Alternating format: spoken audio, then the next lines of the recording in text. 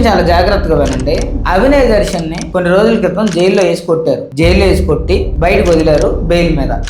బయటకు వచ్చినవాడు బుద్ధి మార్చుకొని సక్రమంగా సైలెంట్ గా తన పని తను చేసుకుంటూ వెళ్ళిపోవాలి. అయితే బయటకు వచ్చిన తర్వాత కూడా తన బుద్ధి మార్చుకోకుండా చూసేవాళ్ళ దృష్టికోణాన్ని మార్చే ప్రయత్నం చేశారు. ఏంటి ఆ దాడి తనే చేపించుకున్నాడని పోలీసు వారు చెప్పారు, ఎంక్వైరీలో తేలింది. తర్వాత గౌరవ కోర్టు వారు చెప్పారు, న్యాయ విచారణలో తేలింది. సరే తనే బ్లేమ్ చేసుకున్నాడు కాబట్టి ఇప్పుడు తనకి బెయిల్ మీద బయటకు పంపించారు. తప్పు తెలిసిపోయింది కాబట్టి. అయితే బయటకు వచ్చి తను ఇప్పుడు చూసే వాళ్ళ దృష్టికోణాన్ని మార్చడానికి పోలీసు వారి మీద కోర్టు వారి మీద నిందలేస్తూ ఉన్నాడు. నిందలేసి బయట నేను ఏ మచ్చ లేనోడిని, నాకు ఏమీ కాలేదు, నన్ను అందరూ దాడి చేశారు అని దృష్టికోణాన్ని మార్చుకున్నాడు. ఈ క్రమంలో దృష్టికోణం మార్చే క్రమంలో అభినయ్ దర్శన్ ఏం చేశాడు అంటే ఒక లైవ్ పెట్టాడు. లైవ్ పెట్టి ఇది నా ఫోన్ నంబర్, ఫోన్ చేయండి మాట్లాడుకుందాం అన్నాడు. ఆ ఫోన్ చేసే క్రమంలో బ్రదర్ ఫోన్ చేశాడు. చాలా అద్భుతంగా నిలదీశాడు అభినయ్ దర్శన్ ని. సిగ్గులేని అభినయ్ దర్శన్ ఏం చేశాడంటే అసలు ఎలా తప్పించుకున్నాడు చూడండి. హలో చెప్పండి. ఏంటండి? ఒక డౌట్ ఉంది. మీకు ఫస్ట్ వీడియో రిలీజ్ అయినప్పుడు మీ చేతికి లెఫ్ట్ హ్యాండ్ కి కట్టు ఉంది. అవునండి. మళ్ళీ తర్వాత కట్టు తీసేసి ఉంది. అవునండి. గాయం కనిపించలే. కట్టు ఎందుకు కట్టుకున్నారు? ఎందుకు గాయం తర్వాత గాయం లేకుండా ఎందుకు ఉంది? కరెక్ట్ గా అడిగాడు. ఫస్ట్ మీకు ఇక్కడ గాయం అయింది అన్నారు కదా ఎడం చేతికి.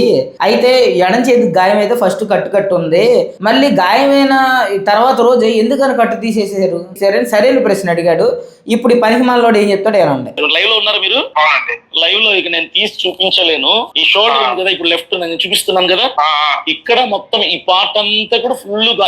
ఇంకో చూసారా, చెప్పేది కూడా అర్థం లేకుండా చెప్తున్నాడు. ఏనండి, ఇక్కడ నుంచి ఎక్కువ బ్లడ్ లెఫ్ట్ హ్యాండ్ ఈ షోల్డర్ దగ్గర నుంచి లెఫ్ట్ లెగ్ లెఫ్ట్ థై నుంచి కూడా ఇక్కడ 2 స్టిచెస్ పడ్డాయి లెఫ్ట్ థైకి. ఇక్కడ స్టిచెస్ వేస్తామన్నారు కానీ అవసరం లేదు, క్యూర్ అయిపోద్దని చెప్పారు. ఇక్కడ స్టిచెస్ పడలా కానీ పడాల్సినంత గాయమైంది. ఒక్క నిమిషం ఇక్కడ ఆగుదాం. ఈ చూడండి, ఈ బుర్రలేని మాటలో అభినయ్ దర్శన్ డాక్టర్లే స్టిచెస్ వేస్తా అన్నారంట. స్టిచెస్ వేస్తానన్నోళ్ళేనంట అవసరం లేదన్నారంట, తగ్గిపోద్ది అన్నారంట. అదేంటి వాళ్ళు 2 మాటలు ఎందుకు చెప్తారు? స్టిచెస్ వేస్తానంటే వేస్తారు, వేయనంటే వేయరు, అంటే అవసరం లేదంటే ముందే చెప్తారు. కానీ వేస్తానని చెప్పి తర్వాత అక్కర్లేదని ఎందుకు చెప్తారు?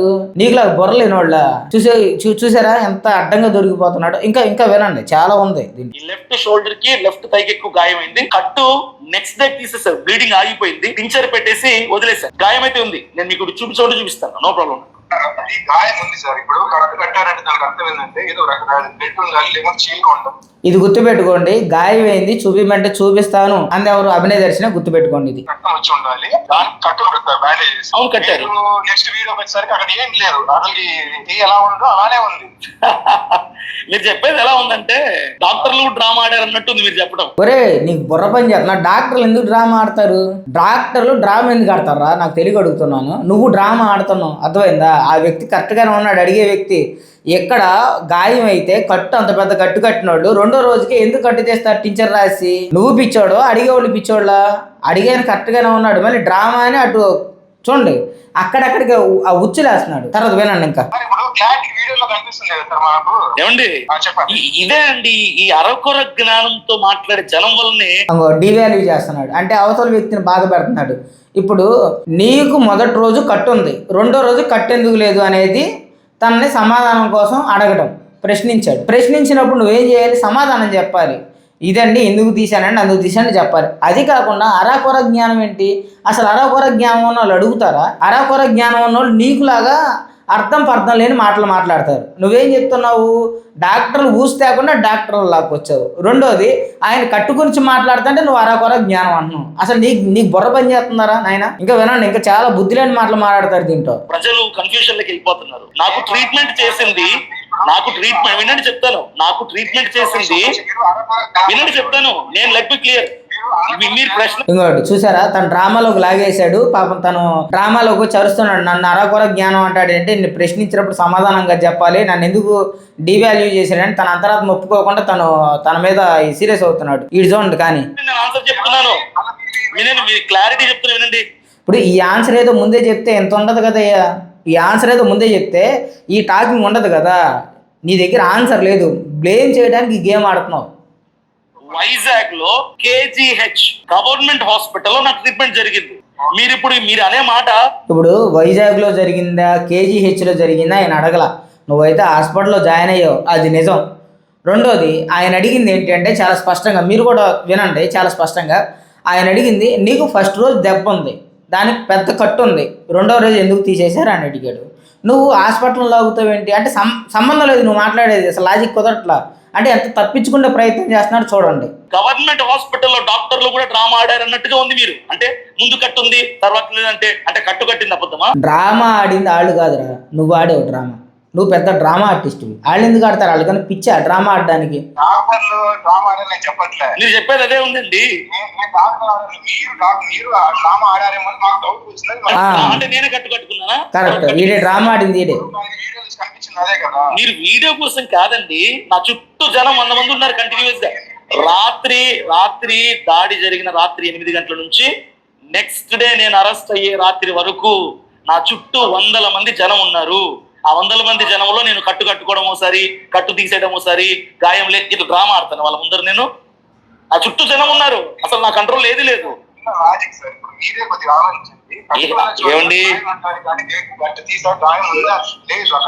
ఎదవల్ని లాజిక్ అడగకూడదు బ్రదర్, ఎదవల్ని డ్రామా ఆర్టిస్ట్ని లాజిక్ అడగకూడదు. అడిగితే వాళ్ళ దగ్గర సమాధానం రాదు. పిల్లలు అర్థమైందా? ఇప్పుడు అభినయ దర్శనం అన్నాడు కదా, 3 ఏళ్ల పిల్లోడు అంటే 40 ఏళ్ల శరీరంలో 3 ఏళ్ల పిల్లోడు ఇరుక్కున్నాడు. వీడికి బుద్ధి జ్ఞానం లేదు. ఈ నెలలు లాజిక్లు అడుగుతున్నారు చూసారా? ముందు మనకు బుద్ధి లేకుండా పోద్ది. ఆడు అన్నాడు ఆల్రెడీ బుద్ధి జ్ఞానం ఉండాలండి కొంచెం అని. అది మాటలు అనిపించుకోవాలి ఎట్లాంటి చిన్నపిల్లలతో మనం. చూపిస్తాను ఒకటి బ్రదర్, పాయింట్కి వచ్చాను. నేను ఇప్పుడు కట్టు లేదు నా చేతికి, గాయం నేను చూపిస్తాను. ఇప్పుడు చూపిస్తాను, బట్టలు కూడా తీసి తిరుగుతారు మీరు నడి రోడ్డు మీద. ఇప్పుడు నీ గాయం అయింది, నువ్వు డ్రామా ఆడుతున్నారని వాళ్ళు నీ మీద చెప్పుకుంటూ వచ్చారు. నువ్వు దాన్ని ఇట్లా చొక్కా తీపిచ్చి చూపించి ఇంకోటి బ్రదర్ గాయం అయింది అని కదా నువ్వు అడగాలి. నువ్వు గాయం చెప్పి తాళ్ళు ఎందుకు బట్టలు ఉపదీయాలి? ఇదే లాజిక్ లేదు, లాజిక్ ఉండదు. ఎందుకని వీడు నిజంగానే డ్రామా ఆడాడు కాబట్టి దొరికిపోతాడు. ఇప్పుడు బయటికి ఇలా తీసాడు అనుకో, 2 అలాగా ఏళ్ళతో ఇలాగా పిల్లో కుక్కో రక్కినట్టు ఉండిద్ది. ఆ రక్కులు చూసి అప్పుడు నమ్మడదు దాడని. కాబట్టి ఇప్పుడు తీయటానికి ఎగ్గొట్టేయాలి, ఈ షర్ట్ తీయకుండా ఎగ్గొట్టేయాలి. కాబట్టి నువ్వు బట్టలు కూడా తీసి తిరుగుతావా? మా వాళ్ళు నీకు ఫోన్ చేసి బుద్ధులు, ఇదంతా డ్రామా చూడండి. ఇంకానండి ఈ అగస్టాలు లైవ్ లో ఉన్నారా మీరు? లేకపోతే మీరు తిరుగుతారా? లైవ్ అసలు లైవ్ లోనే కదా నీతో మాట్లాడుతుంది. లైవ్ లో లేకుండా అసలు నీతో ఎలా మాట్లాడతాడు?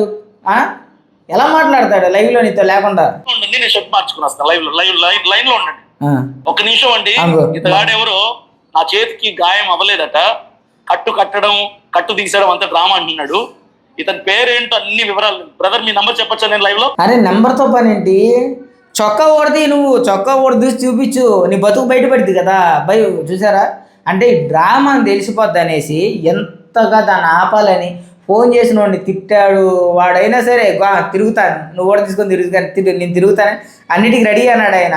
అయినా సరే ఇంకా లేదు. లోపల ఏంటంటే నిజంగా లోపల గాయం అయిందనుకోండి, ఈ షర్ట్ ఉంది చూసారు అక్కడ చిరిగిపోయి నిజంగా ఇప్పటికీ కట్టు ఉంటుంది, గాయం లేదు. అక్కడ గీక్కున్నాడు ఇలాగా, ఆ పెంకుతో ఇలా రాకు ఇట్లా గీసుకున్నవి ఉంటాయి అవన్నీ. వీడంతా దరిద్రుడు కాకపోతే చెప్పాను కదా, కుక్క తన వాంతికి తిరిగినట్టు.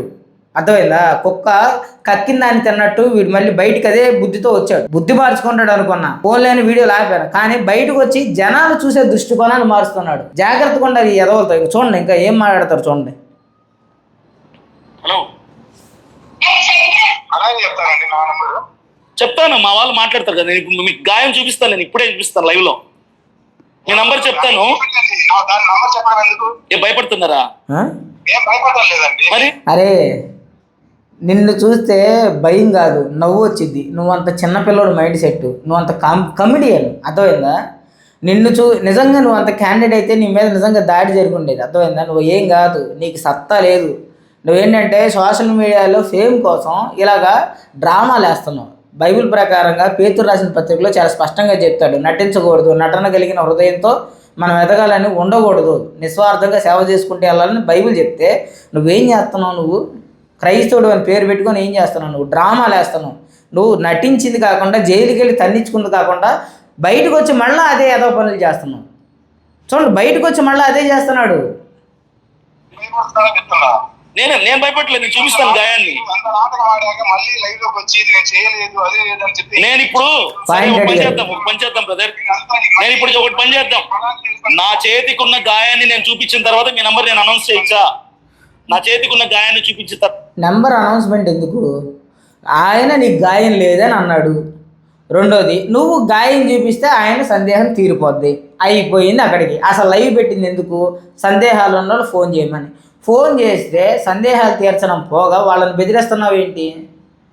ఎంత ఎంత చూడండి, ఎంత ఇదో అంటే మ్యానిపులేట్ చేస్తున్నాడు తను. మ్యానిపులేట్ చేసి తప్పించుకుందాం చూస్తున్నాడు.